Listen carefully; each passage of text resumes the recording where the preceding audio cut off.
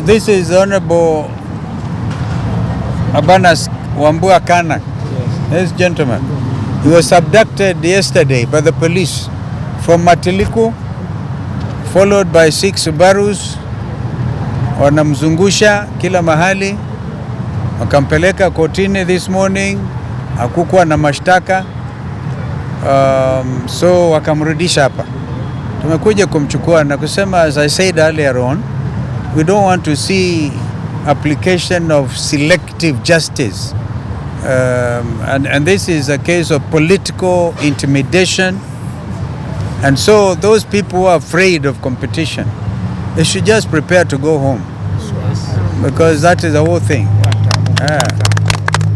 Because there's no way.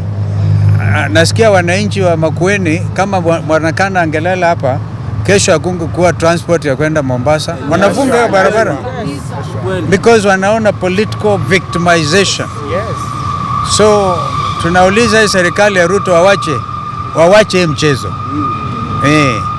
Wawache mambo haya, wawache kabisa. We are entering an election year, wajiandae kwenda nyumbani. We make it very clear. Political intolerance.